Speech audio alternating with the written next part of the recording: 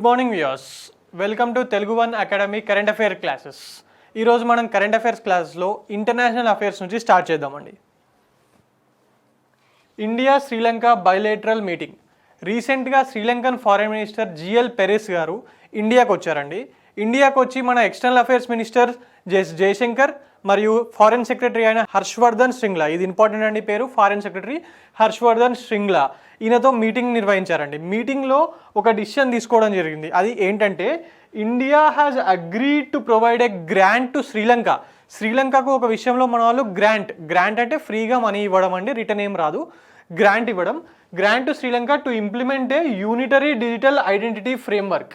ఈ unitary digital identity framework అంటే ఏంటంటే ఇది యాజ్ యూజువల్ అండి, మనకు ఆధార్ కార్డు ఉంది కదా, మనని గుర్తుపట్టేది, మనకంటూ ఒక ఐడి కార్డ్ లాగా సేమ్ అలాంటిదే శ్రీలంకన్ సిటిజన్స్కి ఇవ్వడానికి ఒక unitary digital identity framework same as Aadhaar card లాగా ఒకటి ఇవ్వడానికి మన ఇండియన్ గవర్నమెంట్ ఒక గ్రాంట్ విడుదల చేస్తామని చెప్పి మాటిచ్చిందండి. ఇంతకుముందు కూడా ఇలాంటి ఆధార్ కార్డ్ లాంటి సిస్టమ్ తీసుకురావడానికి శ్రీలంకలో ప్రయత్నించారండి 2 సార్లు. 2011లో ఒకసారి, 2015 to 18 మధ్యలో ఒకసారి కూడా ప్రయత్నించారు. But both of them are not implemented. ఇప్పుడు మళ్ళీ ముచ్చటగా 3వ సారి కూడా ప్రయత్నిస్తున్నారండి. ఈసారి ఇండియా సహకరిస్తుంది దానికి. అండ్ బోత్ సైడ్స్ దాని తర్వాత ఇంకా వేరే ఇష్యూస్ కూడా డిస్కస్ చేశారండి. మెయిన్గా ఫిషర్మెన్ ఇష్యూస్ ఏంటంటే 2 దేశాల మధ్యలో ఉన్న కోస్టల్ లైన్ దగ్గర, ముఖ్యంగా తమిళనాడు అండ్ శ్రీలంక మధ్యలో, జాఫ్నా అండ్ తమిళనాడు మధ్యలో ఫిషర్మెన్స్కి వాళ్ళ టెరిటోరియల్ వాటర్స్ దాటి వాళ్ళు ముందడికి రావడం, మన వాళ్ళు ఇక్కడి నుంచి అక్కడికి వెళ్ళడం, అరెస్ట్ అవ్వడం, ఒక్కొక్కసారి ఫైరింగ్లో చనిపోవడం జరుగుతుందండి. ఆ విషయానికి సంబంధించి ఎగ్జాక్ట్గా ఎలా ఇంటర్నేషనల్ టెరిటోరియల్ వాటర్స్ని మార్క్ చేయాలి, వాళ్ళకు అర్థమయ్యేలాగా ఫిషర్మెన్స్కి ఎలా తెలియజేయాలి అనే విషయం మీద ఒక డిస్కషన్ జరిగిందండి. That is both sides have discuss the fishermens issue. ఇందాక మనం చెప్పినట్టుగా ఫిషర్మెన్స్ ఇష్యూ అనేది మెయిన్ బోన్ ఆఫ్ కంటెన్షన్ అండి ఇండియా అండ్ శ్రీలంక మధ్యలో. అండ్ ఇండియా ప్రొవైడెడ్ ఒక ఫైనాన్షియల్ అసిస్టెన్స్. ఈ మధ్యలో ఎకనామిక్ క్రైసిస్ అయిందండి మన శ్రీలంకలో. Economic crisis and food security and energy security crisis కూడా జరిగింది.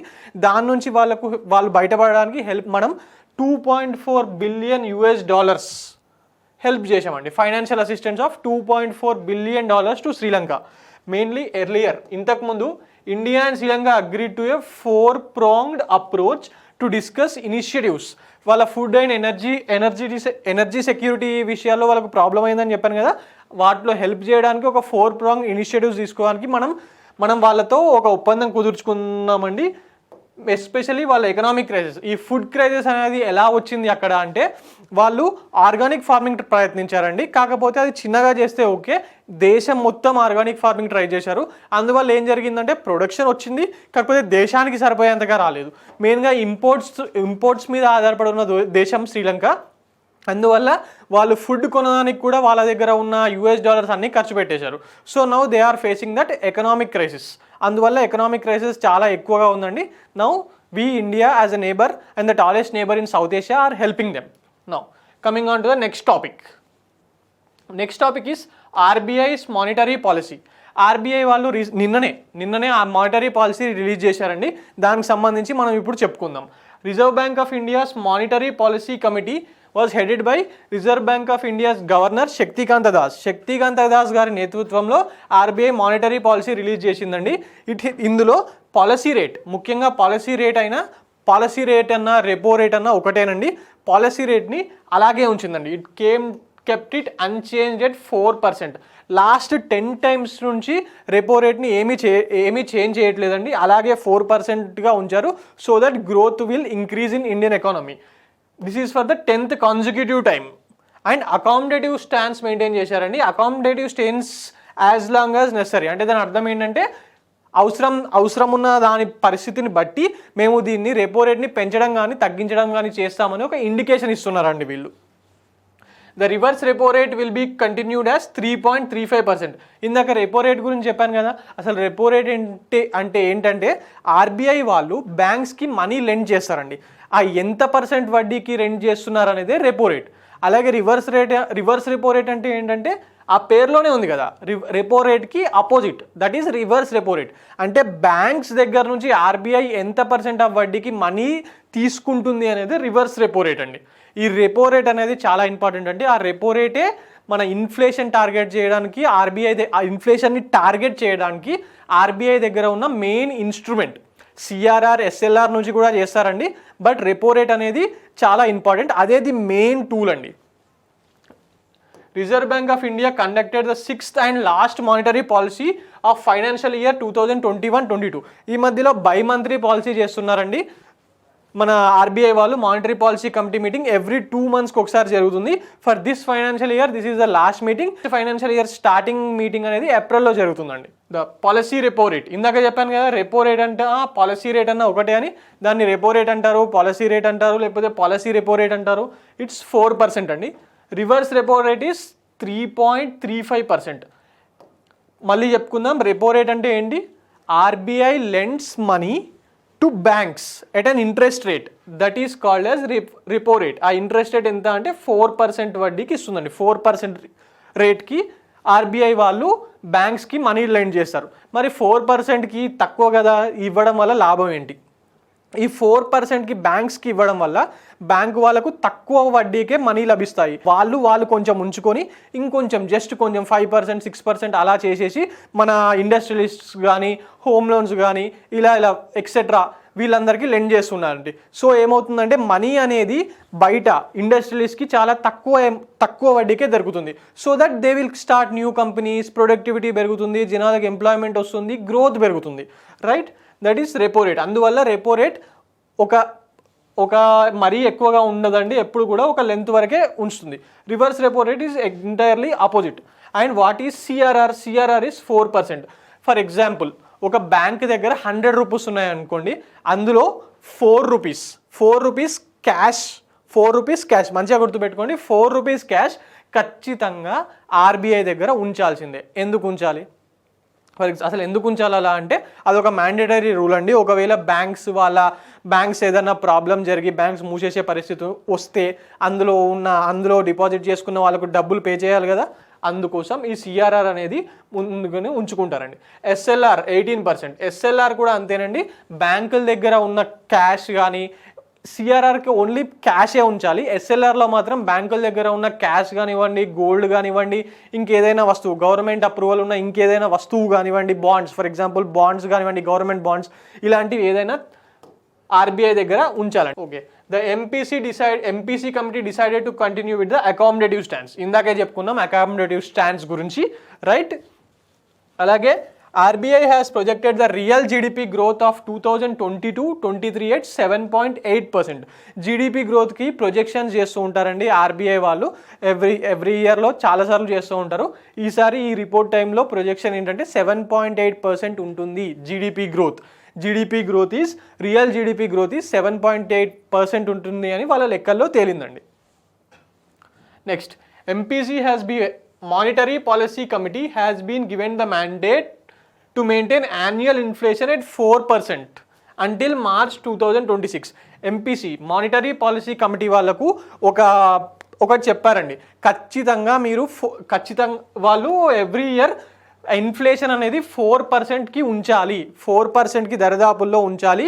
అండ్ అప్పర్ టాలరెన్స్ +or-2 అంటామండి. Inflation rate MPC target is +4కి +or-2 అంటే కొంచెం ఎక్కువగా 6% వరకు పెరగచ్చు, కానీ అంతకుమించి పెరగకూడదు. అండ్ తగ్గినా కూడా 2% వరకే తగ్గాలి, అంతకన్నా ఎక్కువ తగ్గకూడదు. ఎందుకు? ఇన్ఫ్లేషన్ పెరిగిందనుకోండి 4 నుంచి 6% దాటి 6% కన్నా ఎబో పెరిగిందనుకోండి ధరలు పెరిగిపోతాయి, రైట్? అలాగే అంతకన్నా తగ్గిందనుకోండి ధరలు చాలా తక్కువకు పడిపోయి ప్రొడక్షన్ చేసేవాడు ఎవడు ఉన్నాడు. ఫర్ ఎగ్జాంపుల్ 10 రూపాయల టమాటో అనేది ఉంది, 20 రూపీస్కి వచ్చిందనుకోండి, 20 అందరూ కొంటారు, నార్మల్ రేట్, అమ్మేవాడికి కొనేవాడికి మధ్యవర్తికి అందరికీ లాభం. అదే 100 రూపీస్కి ఉందనుకోండి, కేజీ టమాటా కొనుక్కునేది ½ కేజీ కొనుక్కుంటాం. ఎందుకు? ఇన్ఫ్లేషన్, ప్రైజెస్ రై. అలా అని చెప్పి రూపాయి కిలో అమ్మారనుకోండి, లో ఇన్ఫ్లేషన్, చాలా తక్కువగా అమ్ముతున్నారు. సో రేపు ప్రొద్దున మళ్ళీ ప్రొడ్యూస్ చేసేవాడు ఎందుకు ప్రొడ్యూస్ చేస్తాడు? వాడికి గిట్టుబాటు కానీ. అందువల్ల ఇన్ఫ్లేషన్ అనేది ఉండాలి, కాకపోతే మరీ ఎక్కువగా ఉండకూడదు, మరీ తక్కువగానూ ఉండకూడదు. Composition of MPC monetary policy కమిటీలో 6 మెంబర్స్ ఉంటారండి. 3 members are from RBI. One is Shaktikanta Das, second one is Deputy Governor of RBI, and ఇంకొక అఫీషియల్ ఉంటాడండి ఆర్బీఐ నుంచి. ఇంకో ముగ్గురు సెంట్రల్ గవర్నమెంట్ అపాయింట్ చేస్తుందండి. ఇంకో ముగ్గురిని ఒక్కసారి అపాయింట్ అయిన వాళ్ళు మళ్ళీ చేయరండి వాళ్ళ టర్మ్ అయిపోయిన తర్వాత సెకండ్ టైం సెంట్రల్ గవర్నమెంట్ వాళ్ళని అందులో మెంబర్స్గా చేయదండి, ఓన్లీ ఒక్కసారి మాత్రమే. And CPI inflation forecast for 2022, ఇందాక మాట్లాడుకున్నాం కదా కన్జ్యూమర్ ప్రైస్ ఇండెక్స్ ఇన్ఫ్లేషన్ అని. ఇన్ఫ్లేషన్ ఫోర్కాస్ట్, ఇన్ఫ్లేషన్ లెక్కలు తీస్తే 5.3%. ఇందాక చెప్పాను కదా +or-2, 4కి +or-2 6 లోపల ఉండాలి, లేకంటే 2 కన్నా ఎక్కువగా ఉండాలని. ఇది చూడండి వాళ్ళ ఈసారి ఫోర్కాస్ట్లో 5.3% ఉన్నట్టు ఫైనాన్షియల్ ఇయర్ 2022కు తేలిందండి. And it is expected to reach 4% వాళ్ళ టార్గెట్ ఉంది కదా, అది second quarter of financial year 2023 second quarter Q2 అంటారండి. సెకండ్ క్వార్టర్ని Q2 ఫైనాన్షియల్ ఇయర్ 2023 వరకు అది చేరుకుంటుంది అని చెప్పి వాళ్ళ లెక్కల్లో తేలిందండి. Coming on to the next topic is IPL franchises. ఈ మధ్యనే 2 కొత్త ఐపీఎల్ ఫ్రాంచైజీలకు ఐపీఎల్ వాళ్ళు పర్మిషన్ ఇవ్వడం జరిగిందండి. ఒకటి అహ్మదాబాద్, రెండోది లక్నో. ఈ విషయం గుర్తుపెట్టుకోండి, కొత్తగా ఐపీఎల్ ఫ్రాంచైజీస్ కాబట్టి అడిగే అవకాశం ఉంది ఎగ్జామ్లో. ఒకటి అహ్మదాబాద్, ఇంకొకటి లక్నో. సో అండ్ అహ్మదాబాద్ దానికి గుజరాత్ టైటన్స్ అని పేరు పెట్టారండి, అండ్ లక్నో వాటికి లక్నో సూపర్ జైంట్స్ అని పేరు పెట్టారు. ఈ 2 విషయాలు గుర్తుపెట్టుకోవాలి. అహ్మదాబాద్ అండ్ లక్నోకి పర్మిషన్ ఇచ్చారు, and Ahmedabad is named as Gujarat Titans, and Lucknow is named as Lucknow Super Giants. Ahmedabad Gujarat టైటన్స్కి క్యాప్టెన్ ఎవరు? హార్దిక్ పాండ్యా. లక్నో దానికి క్యాప్టెన్ ఎవరు? మన కేఎల్ రాహుల్ అండి. ఈ 3 విషయాలు ఏ వాటికి పర్మిషన్ ఇచ్చారు? అహ్మదాబాద్, లక్నో ఒకటి. రెండో విషయం ఏంటంటే వాటి పేర్లు Gujarat Titans and Lucknow Super Giants. వాటికి క్యాప్టెన్స్ ఎవరు? అహ్మదాబాద్ దానికి క్యాప్టెన్ ఎవరండి? గుజరాత్ టైటన్స్కి హార్దిక్ పాండ్యా. లక్నో సూపర్ జైంట్కి క్యాప్టెన్ ఎవరంటే కేఎల్ రాహుల్. ఈ 3 పాయింట్సే దీనికి సంబంధించిన ఇంపార్టెంట్ అండి, ఇందులోకి వెళ్ళి అడిగిన. Coming on to the next topic, appointments. నిన్న ఒక కొత్త అపాయింట్మెంట్ జరిగిందండి. మన స్టాఫ్ సెలక్షన్ కమిషన్ ఎగ్జామ్స్ మనం రాస్తూ ఉంటాం కదా, ఎస్ఎస్సి సిజిఎల్ కానివ్వండి, ఎస్ఎస్సి సిహెచ్ఎస్ఎల్ కానివ్వండి, ఇలాంటి ఎగ్జామ్స్ రాస్తూ ఉంటాం కదా, దానికి చైర్మన్గా ఎస్ కిషోర్ అనే ఒక సీనియర్ బ్యూరోక్రాట్ని అపాయింట్ చేశారండి కొత్తగా. ఇప్పుడు presently serving as a special secretary in department of commerce, and department of కామర్స్లో ఆయన స్పెషల్ సెక్రటరీగా పనిచేస్తున్నారండి. అతన్ని ఎస్ కిషోర్ గారిని స్టాఫ్ సెలక్షన్ కమిటీ కొత్త చైర్మన్గా అపాయింట్ చేశారండి. స్టాఫ్ సెలక్షన్ కమిటీ ఎప్పుడు ఏర్పాటైంది? First time 1975. It is founded in 1975 and it is headquartered in న్యూఢిల్లీలో. చాలా వరకు సెంట్రల్ గవర్నమెంట్ ఆఫీసెస్ న్యూఢిల్లీలోనే ఉంటాయండి, రేర్ ఎక్సెప్షన్స్లో వేరే దగ్గర పెడుతూ ఉంటారు. Coming on to the next topic, international day of women and girls in science. International days మనం ప్రతిరోజు చెప్పుకుంటున్నాం కదా, వీలైనప్పుడల్లా ఎగ్జామ్లో వీక్స్ గురించి కానివ్వండి, లేకపోతే ఇంటర్నేషనల్ డేస్ గురించి కానివ్వండి, ఖచ్చితంగా ఒక క్వశ్చన్ వస్తుంది. ఖచ్చితంగా అది ఏ ఎగ్జామ్ అయినా కానివ్వండి, బ్యాంక్స్ కానివ్వండి, ఎస్ఎస్సి సిజిఎల్ కానివ్వండి, మన గ్రూప్స్ టీఎస్పిఎస్సి ఏపీపీఎస్సి ఎందులోనైనా ఈ డేస్ గురించి ఒక క్వశ్చన్ అడుగుతున్నారండి. So we have to remember these days, these are very very important. International day of women's and girls in science is observed on 11th February రోజు international day of women and girls in sciences. అది important అండి. That this day is ఈ date ఒకటే కాదు, అప్పుడప్పుడు theme అడుగుతాడు, అప్పుడప్పుడు this is implemented by which organisation అని అడుగుతాడండి. This day is implemented by UNESCO and UN women in collaboration with institutions and civil society partners that aim to promote women and girls in sciences. మెయిన్గా UNESCO and UN Women and other organisations అండి. అలాగే this theme 2022 theme, ఇందాక చెప్పాను కదా theme అనేది important అని. Equity, diversity and inclusion, water unites us, ఇది theme అండి. Equity, diversity and inclusion, water unites us అనేది international day of women and girls in సైన్స్కి థీమ్ అండి. ఇది చాలా చాలా ఇంపార్టెంట్. ఒకటి, డే ఎప్పుడు? February 11th. 2, ఏ ఆర్గనైజేషన్ వాళ్ళు ఇంప్లిమెంట్ చేస్తున్నారు? UNESCO and UN Women in collaboration with other institutions. And theme ఏంటంటే equity, diversity and inclusion, water unite us. ఈ 3 పాయింట్స్ చాలా ఇంపార్టెంట్ అండి. Coming on to next topic, next question and answer session అండి.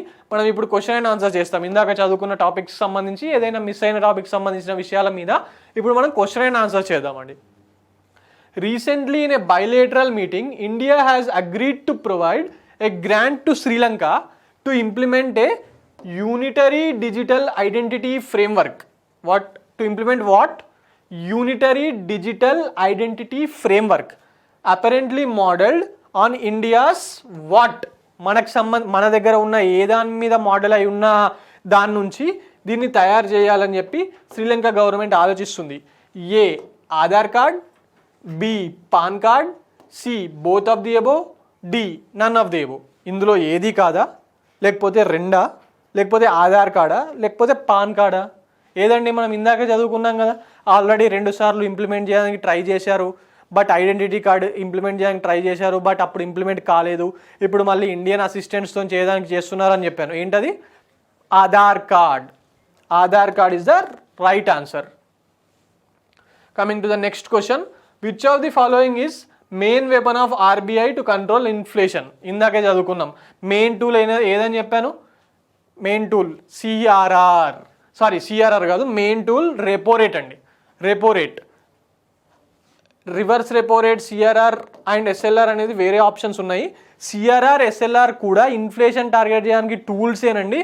But main and primary tool of RBI to control inflation is repo rate.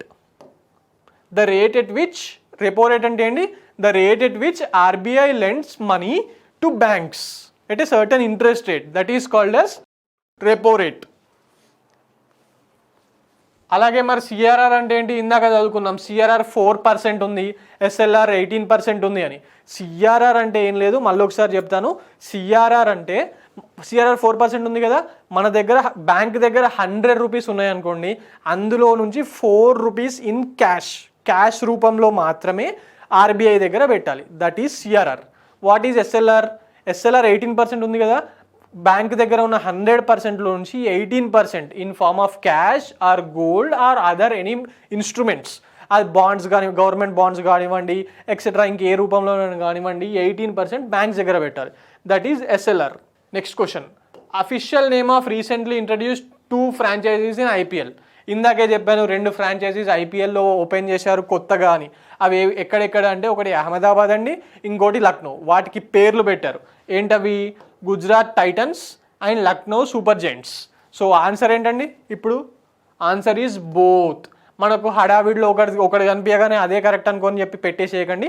Answer is both, Gujarat Titans and Lucknow Super Giants. మరి వీటికి captains ఎవరు? Gujarat Titans is headed by Hardik Pandya and Lucknow Super Giants is headed by ఎవరండి? మన KL Rahul. మొన్న Indian one day సిరీస్కి క్యాప్టెన్గా కూడా చేశాడు కదా అతను. Who has been appointed as chairman of SSC? ఇందాకే చెప్పాను, స్టాఫ్ సెలక్షన్ కమిషన్ 1975లో ఏర్పాటు అయింది, హెడ్ క్వార్టర్స్ న్యూఢిల్లీలో ఉందని. దానికి సంబంధించి చైర్మన్ ఎవరు? Options are S Kishore, B Pradeep Kumar Joshi, C B Janardhan Reddy, D none of the above. ఈ 4 ఆన్సర్ ఏంటంటే ఎస్ కిషోర్ అండి. మరి ఈ ప్రదీప్ కుమార్ జోషి ఎవరు? ఈ ప్రదీప్ కుమార్ జోషి అనే అతను మన యూపీఎస్సీ చైర్మన్ అండి, union public service commission chairman అండి ఈయన. అలాగే బి జనార్దన్ రెడ్డి గారు మన టీఎస్పీఎస్సీ చైర్మన్ అండి. సో ఇవి గుర్తుపెట్టుకోండి, 3 ఇంపార్టెంట్ అనండి. ఈ 3లో ఏదైనా అడగచ్చు. థ్యాంక్ యూ అండి. ఇది ఇవాళటి current affairs and question and answers. For details and the question and answers like this and good current affairs like this, please visit Telugu One Academy. Thank you.